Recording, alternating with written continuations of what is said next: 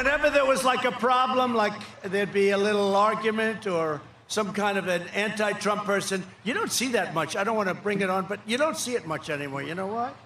It's dangerous. It's dangerous for that.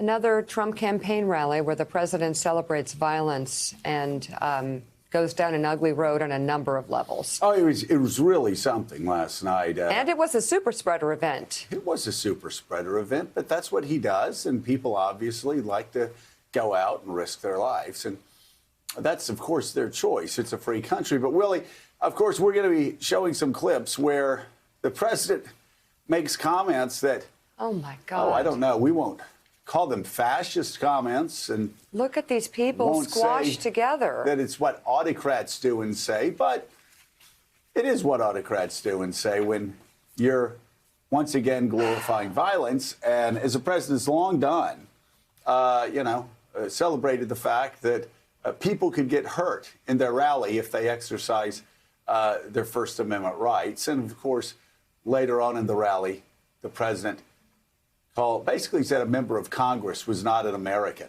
Mm-hmm. That, the whole, how is her country doing? Why is she telling us what to do in our country? Oh, my God. I'm sorry. If that's not what fascists do, I would love for a professor or somebody who studies fascism to let us know if that is not the practice of fascist leaders and if Donald Trump may not be trying to imitate them and whipping his crowds into a frenzy.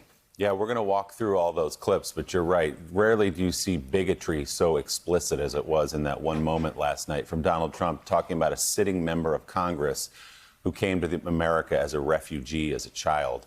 We'll get into that. Mika touched on those pictures we saw, totally flaunting, all of the guidance from the CDC, all of the guidance from his own doctors about distancing, about masks. There are a handful of masks in there. Obviously, the people behind him had masks on, as they've done before at these events. Not all of them. And then, as you say, glorifying violence, celebrating injuries suffered by a colleague of ours, a reporter, who was shot in the knee with rubber bullets.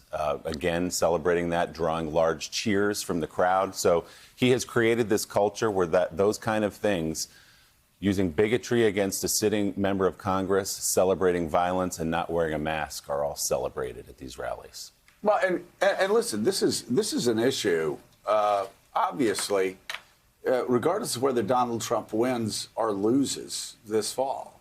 This is a country that we have to look at and wonder how 40, 45%, 46% of Americans cheer and laugh and celebrate when a member of the press gets hurt or anybody gets hurt. Actually, it's not just members of the press. He's long talked about beating up people or carrying people out on stretchers at rallies who, again, exercise the First Amendment rights that Hamilton and Madison and Washington and soldiers and sailors and Marines have fought for 240 years.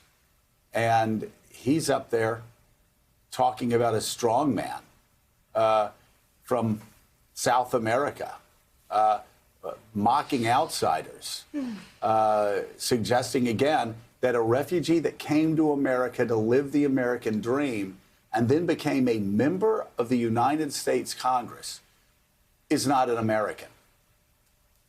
She shouldn't tell us what to do with our country. Again, I'm just underlining this before we start. I know he throws a lot of things at the wall all the time.